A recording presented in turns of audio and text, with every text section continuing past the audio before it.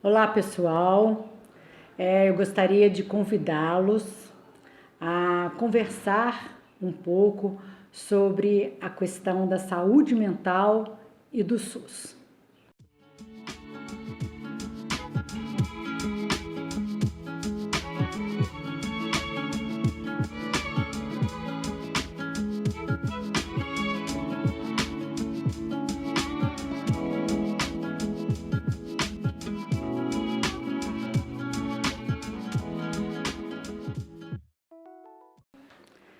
Inicialmente, eu gostaria de dizer da alegria, da satisfação de estar aqui hoje conversando com vocês e aproveitar o momento, né, e dizer da gratidão que eu tenho de ter convivido e ainda conviver, né, com a Fundação Gregório Barenblit, com os trabalhadores daqui, com os usuários daqui.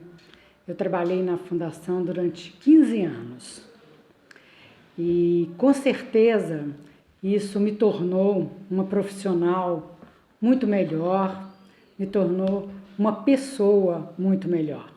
Eu tenho uma gratidão e levarei para sempre a experiência que eu tive aqui, né? Então, a princípio, antes da gente entrar na questão da saúde mental, mais especificamente, e do SUS, eu queria fazer assim um preâmbulo do momento que nós estamos vivendo, porque na realidade ele tem tudo a ver com o que nós vamos conversar e discutir, né? E queria iniciar minha fala trazendo o nosso querido Milton Nascimento. Ele tem uma música maravilhosa que faz parte da nossa vida, em que ele diz: nada será como antes. E a cada dia nós temos mais a certeza disso, né? E todo esse processo, todo esse momento que nós estamos vivendo, toda essa experiência de vivenciar uma epidemia tão forte que se tornou uma pandemia, que está presente em todos os continentes, em todos os lugares do mundo, né? Tudo isso está fazendo com que a gente vivencie algumas questões. Eu destaquei 5 aspectos que eu queria falar para vocês. O primeiro deles é a questão de que nós estamos convivendo com um vírus, com alguma coisa que a gente não vê, que a gente não pega, que muito pequeno, que a gente faz um esforço danado para estar longe da gente, mas ao mesmo tempo ele está muito perto, né? Que se propaga de uma forma muito veloz, que se propaga de uma forma muito rápida, né? E que tem nos amedrontado muito. Tem nos amedrontado principalmente porque ele é uma coisa desconhecida. Segundo aspecto que eu queria colocar para vocês é a respeito de quem está ao meu lado, né? E eu posso passar alguma coisa que eu estou, uma contaminação que eu estou, para essa pessoa que está ao meu lado. Ou o contrário, essa pessoa que está ao meu lado, ela pode muito bem me contaminar. Então, isso tem essa desconfiança do outro, ele tem complicado, tem trazido questões muito drásticas nas nossas relações pessoais. Terceira questão que eu queria dizer para vocês é a respeito do excesso de informação. Nós temos recebido muitas informações, muitas. Eu não acho que informação demais é ruim, não acho, de forma alguma. Informação demais é uma coisa boa. O que nós precisamos melhorar é a qualidade. Nós precisamos melhorar o discernimento do leitor e do ouvinte. É ele que tem que saber triar aquilo que serve e aquilo que não serve, né? Aquilo que é bom, aquilo que não é. Agora, de forma alguma, dar informações, receber informações, trocar informações é uma coisa ruim.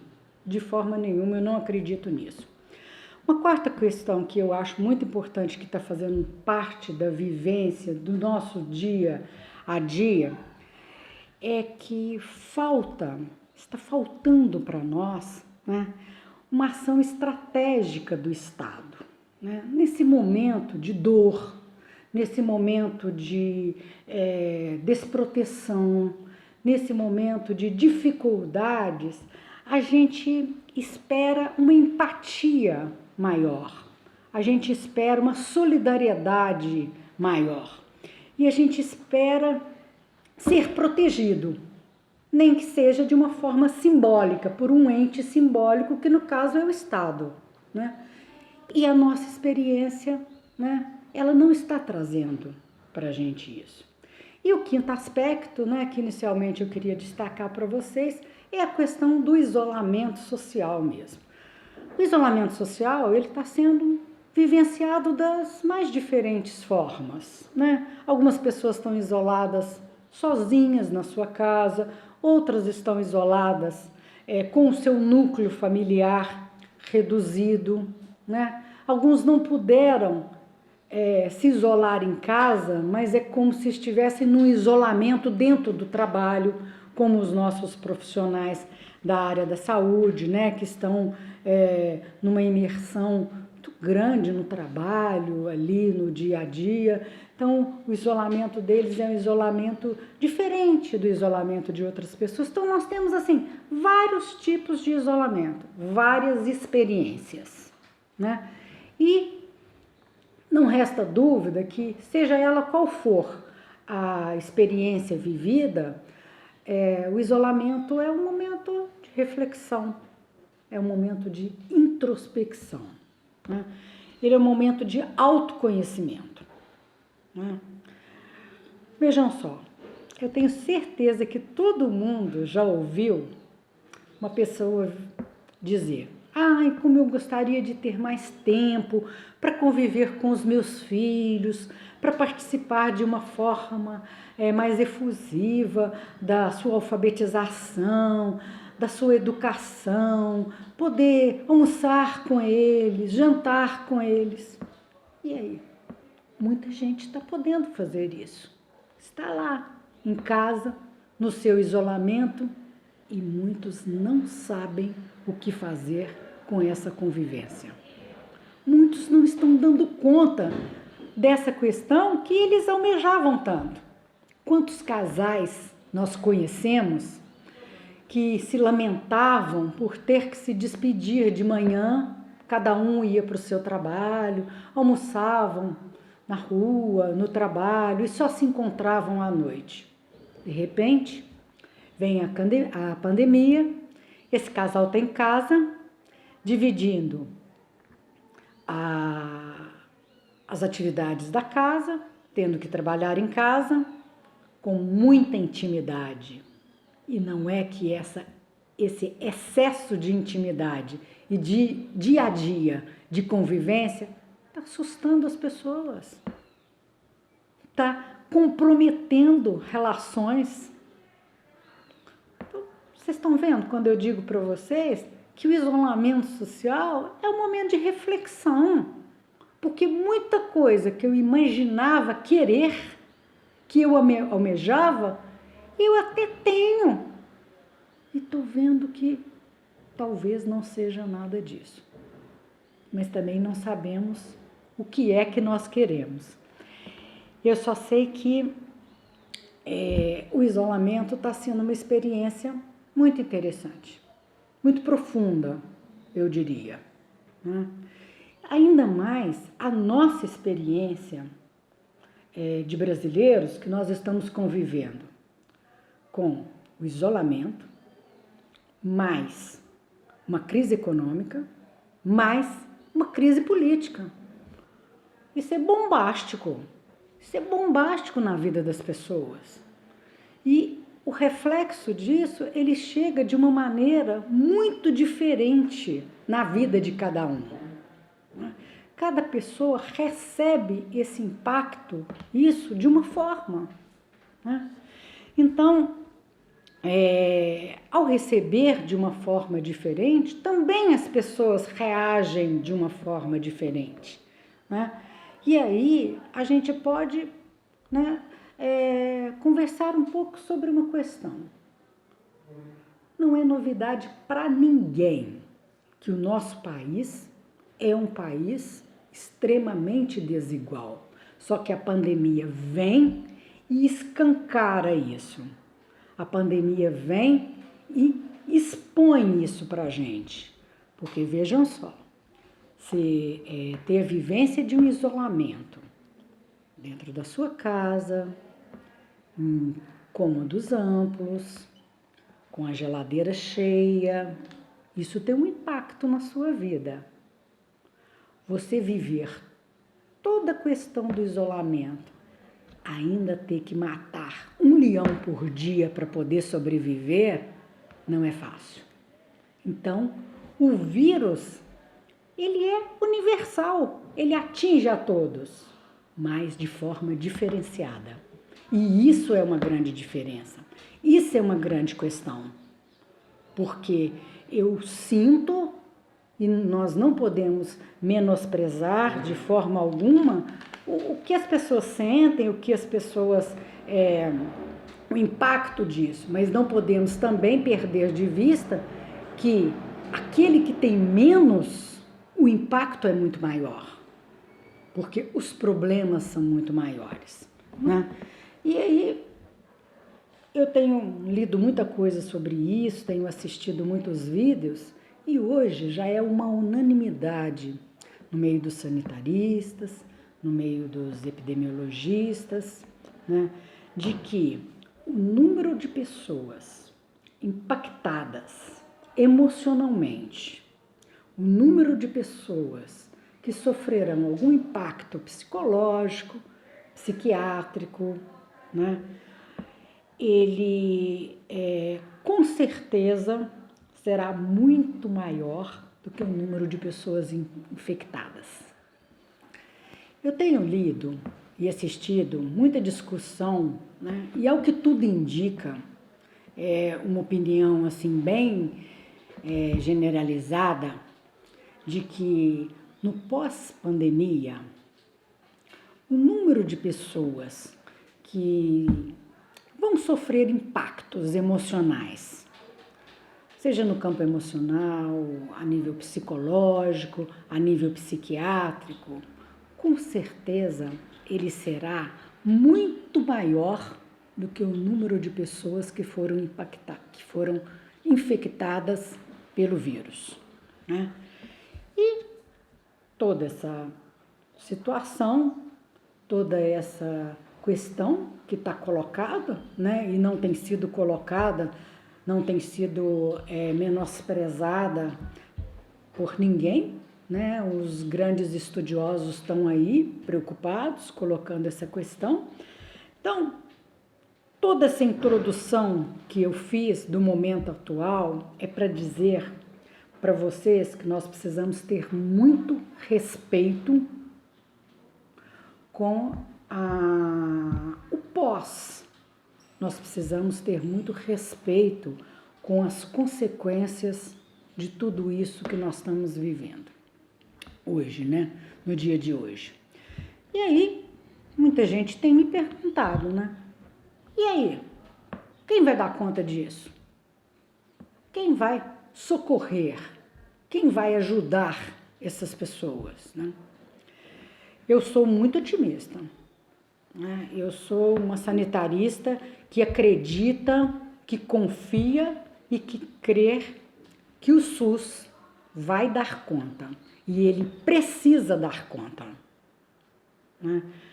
E se por um lado a epidemia ela desnudou a desigualdade social no nosso país, por outro lado, a epidemia ela trouxe para a gente a questão de que o SUS, o nosso Sistema Único de Saúde, ele é e ele está sendo a nossa tábua de salvação, né? Bem ou mal, com muitas dificuldades, com subfinanciamento, que agora nós estamos sentindo na pele o que significa isso, ele está dando conta, ele está acolhendo as pessoas, ele está recebendo as pessoas, né? E ele tem se mostrado importante, ele tem marcado a presença na vida das pessoas. Esses dias, ouvindo vários debates, eu ouvi de duas pessoas, tanto do Dr. Drauzio como do Leandro Carnal, uma frase que eu nem sei se é deles, mas eles usaram e eu vou repetir aqui porque eu achei muito significativo, né? O SUS é o que nos separa da barbárie. Sem o SUS, num país tão grande, continental, né, tão diferente, se ele não existisse nas nossas vidas, hoje as pessoas estariam na porta dos hospitais disputando a faca. Uma consulta, um leito, né? Então, o nosso SUS ele tem 32 anos. Uns acham pouco, outros acham muito. Mas o importante é que, eu falo novamente, apesar de todos os problemas, ele está dando conta. Olhem só para países ao nosso redor, países muito mais ricos do que o nosso, com uma tecnologia muito mais avançada, o que a população desses países estão sofrendo por não ter um sistema público amplo, abrangente e universal como o nosso, né? Então, assim, vejam só, a gente está muito mal acostumado. Nós, no dia a dia, falamos muito mal do SUS, até surgir a epidemia. E eu queria dizer para vocês só algumas coisinhas importantes do nosso SUS, né? O Estratégia do Saúde da Família, que tem sido uma estratégia tão importante nesse momento, já foi considerado pela UNE como um dos 10 melhores programas de atenção básica ou atenção primária do mundo. Nós temos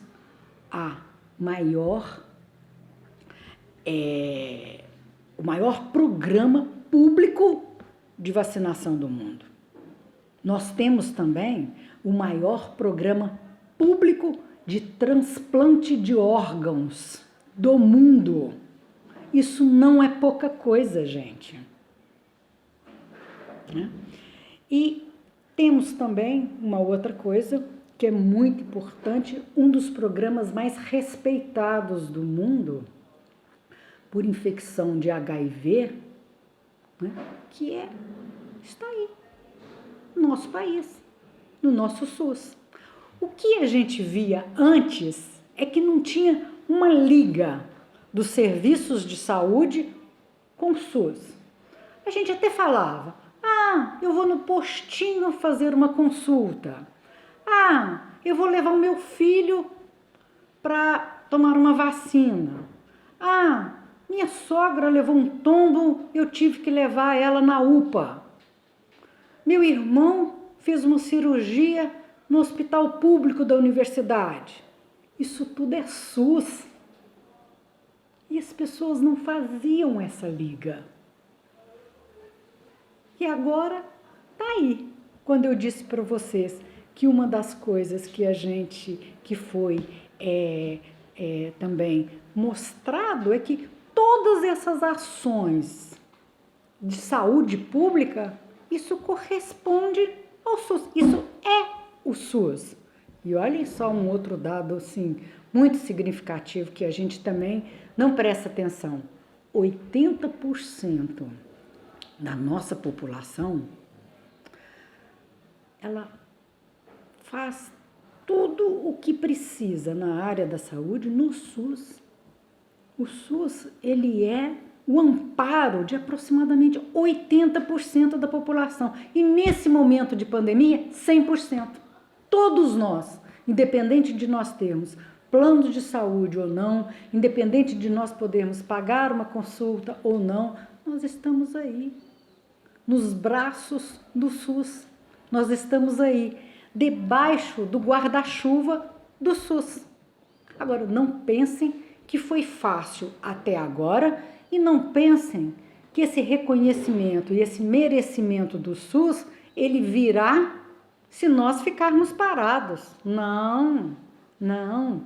Agora que foi mostrado, né, que as pessoas estão vendo, estão enxergando a necessidade e a importância do SUS, nós vamos precisar continuar lutando para que melhore o financiamento do SUS, para que não haja descontinuidade nos seus programas, nas suas ações, para que governantes desavisados não usem a saúde e o nosso SUS para fazer barganhas políticas. Então, não pensem vocês que a nossa luta da saúde pública, que ela vai ter trégua, porque com certeza não vai ter.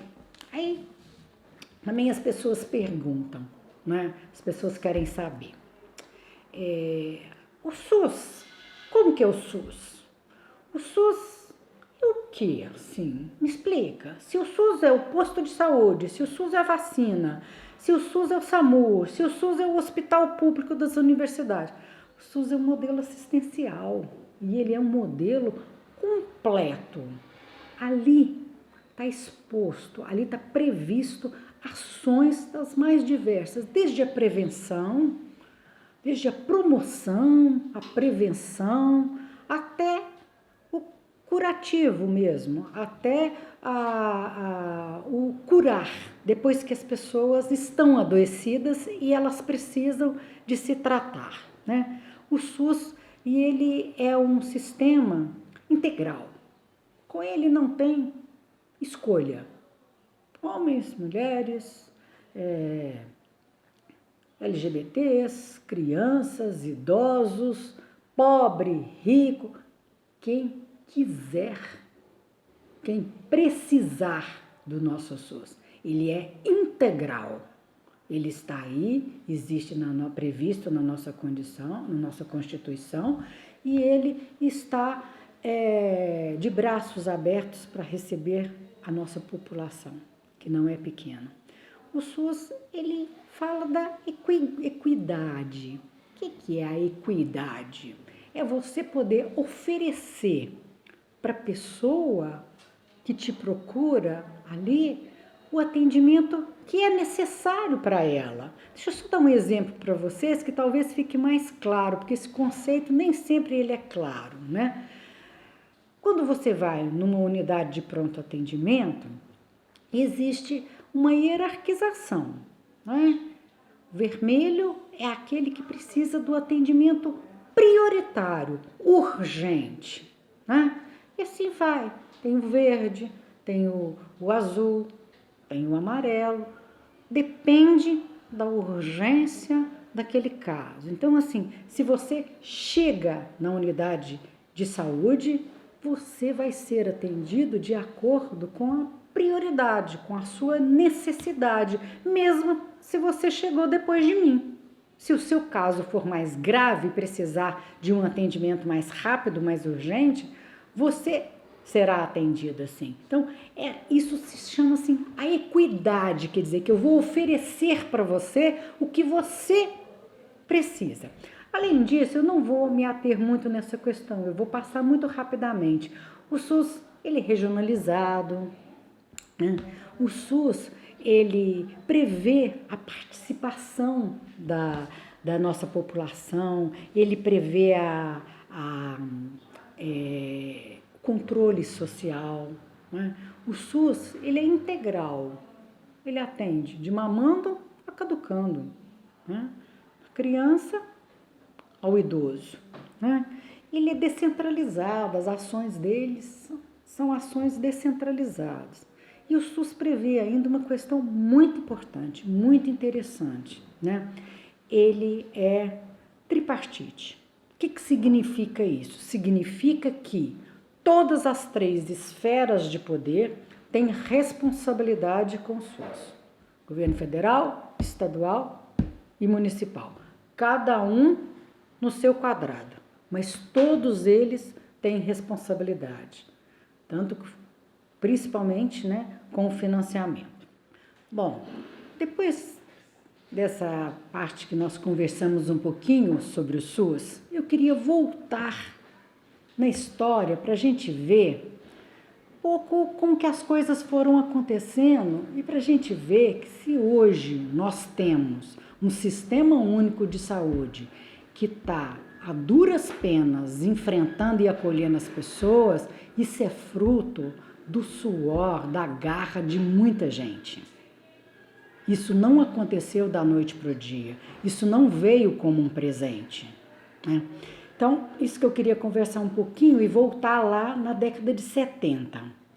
Porque nesse período da década de 70, eclode no nosso país 2 grandes movimentos.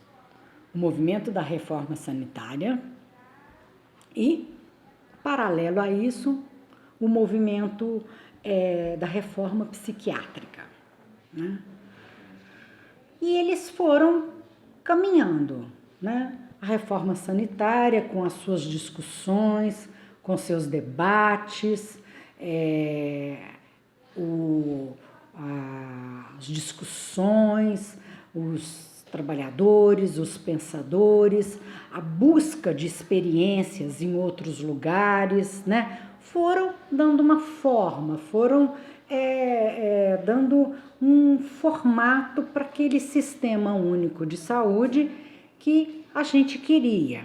E vem a Constituição, em 88, a gente consegue, né, emplacar, inserir o SUS enquanto sistema único de saúde no nosso país, e as coisas a partir daí continuam com muita dificuldade, muito sacrifício, muita luta, né? E, paralelo a isso, nós temos a reforma psiquiátrica, que também surge no nosso país, o movimento, com pensadores, com psicólogos, psiquiatras, discutindo um outro modelo de assistência. Aquilo que estava posto, que era o modelo manicomial, que era o modelo de atendimento, de assistência, única e exclusivamente dentro dos manicômios, não nos servia. Aí começamos, né, essa troca de experiência com outros países, outros lugares que já tinham conseguido avançar um pouco mais que a gente, né? O modelo italiano nos foi muito importante, muito importante. E uma outra questão também, no final da década de 80, que foi a gestão no município de Santos, uma experiência que aconteceu com o Hospital Anchieta. Então, tudo isso também foi dando corpo para a nossa luta antimanicomial, né? Diferente um pouquinho da saúde mais geral, mais global, a questão da saúde mental, ela demorou um pouquinho mais, só em 2001 é que a gente consegue, né, uma legislação que faz uma redefinição dos serviços e do cuidado na área da saúde mental. Mas não pensem vocês que na década de 90, o movimento, as discussões e as lutas foram poucas, não, foram intensas. Principalmente, uma coisa que é muito importante a gente destacar foi a Lei Paulo Delgado, que se deu nesse período da década de 90.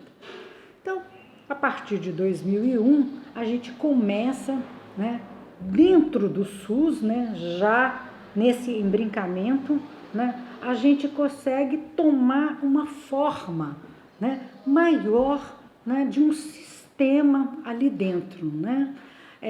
Surgem equipamentos novos de saúde, né, mental, mais pessoas discutindo, as contribuições, livros, até a gente chegar agora em 2010, quando nós tivemos a criação das redes, né? E a criação da rede de atenção psicossocial é uma vitória importantíssima para nós profissionais da área da saúde, profissionais da área da saúde mental. Por quê? Porque ela nos dá a oportunidade de conversar, de transversalizar com outras redes, né? Então ela nos coloca num patamar de importância e de igualdade com outras redes, né? Como a rede de urgência e emergência, como a rede cegonha. Então nós passamos a ter uma conversa, um diálogo maior. E com isso nós passamos a ter uma conversa tanto quanto mais definidora com a atenção básica, com a atenção básica ou primária, né? Essa terminologia é usada para a mesma coisa, mas as pessoas usam às vezes, cada um usa uma terminologia. Então, nós conseguimos fazer com a criação da rede de atenção psicossocial uma hierarquização dos nossos serviços, né? Que ia desde a atenção básica, com os atendimentos lá nas unidades básicas de saúde, os atendimentos ligados à rede cegonha, às gestantes, os atendimentos com o movimento que estava surgindo muito forte de atendimento àquelas pessoas em situação de rua. Muitos lugares conseguiram, né, criar os seus atendimentos, ter o seu carro próprio, que ia uma equipe de profissional, e nós fomos conseguindo incorporar o atendimento da saúde mental, né, na atenção básica. Na atenção especializada, que também era uma outra rede, né, nós conseguimos. Surgiram muitos CAPs. CAPs foram também hierarquizados. Tivemos o CAPS 1, que eram para cidades menores, o CAPS 2, o CAPS 3, de acordo com a população e aumentando a complexidade. Então, também uma conquista muito grande para nós. Conseguimos definir um CAPS específico para as crianças, o CAPS AD, né? O CAPS 24 horas. Então, todos aqueles equipamentos que já existiam. O CAPS Maria Boneca, da Fundação Gregório, existe desde 96, desde a década de 90. E vários outros também. Mas por que eu falo que é importante? Porque deu corpo, né? Nós agora pertencemos às redes, nós conversamos com os outros equipamentos, com os outros serviços de uma forma mais profissional, né? E assim foi.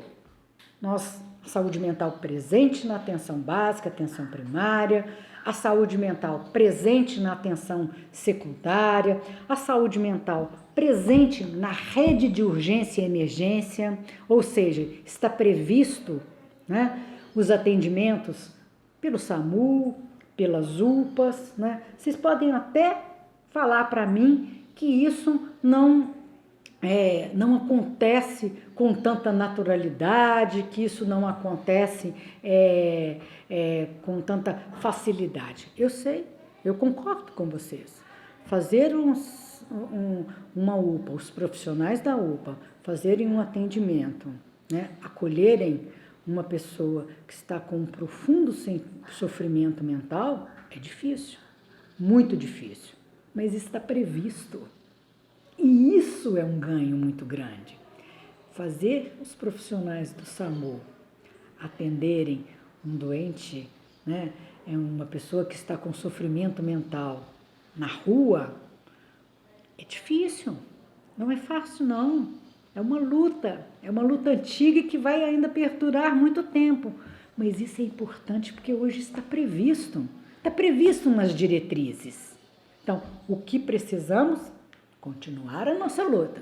Então, veja só, já estamos na atenção básica, estamos na atenção especializada, estamos presentes na rede de urgência e emergência, uma outra conquista fundamental, na atenção residencial. Hoje, as residências terapêuticas são previstas em leis. Elas existem, elas são remuneradas. Podemos até concordar que são subfinanciadas e pouco valorizadas, mas elas estão aí, elas existem, né? E, por último, né, o último aspecto dessa hierarquização, a presença de leitos psiquiátricos, mas não mais como antigamente. Agora, o nosso desejo, agora a nossa luta é que aqueles que precisam de um leito hospitalar, que seja de uma forma provisória, de uma forma acompanhada, para que o momento da crise passar e ele puder sair dali, ele vai ser acompanhado pelos outros serviços. Então, olha só o que a saúde mental ganhou com a criação das redes. E não pensem vocês que isso está dado, não, porque tem uma luta muito grande que precisa ser uma luta nossa diária para a gente preservar isso que nós conquistamos. Porque a todo momento existem aqueles desavisados, aqueles descompromissados que querem acabar com tudo isso que foi construído com tanta dificuldade. Então, gente, vocês estão entendendo por que eu sou confiante?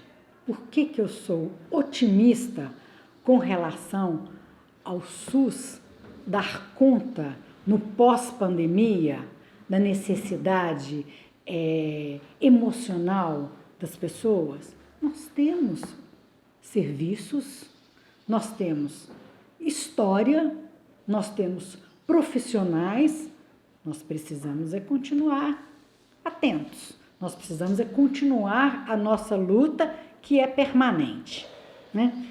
E, para terminar, eu gostaria de colocar 4 ou 5 questões para vocês, né? Eu comecei usando uma frase de uma música do Milton. Agora eu queria trazer o Lulu Santos, porque ele diz para a gente o seguinte: nada do que foi será de novo do jeito que já foi um dia. Isso está claro para nós. Que vai ser diferente, vai. Eu só não sei dizer para vocês se vai ser para melhor ou para pior. Agora, depende também da gente. Depende do nosso comprometimento. Eu vejo sinais positivos. Por que eu vejo sinais positivos? Olha só, eu acredito, né, que o envolvimento que nós estamos tendo da sociedade civil nesse momento está dando uma amostra para a gente que eles podem ajudar, que eles têm recurso que não compromete a vida financeira deles e que eles podem ajudar as pessoas que precisam. Então, estou acreditando nisso, né? Estou acreditando também na seguinte questão: como a pandemia ela escancara as desigualdades, isso tem sido mostrado no dia a dia da televisão, rádio, dos jornais, das conversas, do WhatsApp, o tanto que a desigualdade social é profunda no nosso país. Eu estou acreditando que alguma coisa pode acontecer nessa questão. Não é possível que os nossos governos não vão tomar uma atitude, uma ação para pelo menos diminuir essa distância entre aquele que muito tem e aquele que praticamente não tem nada, né?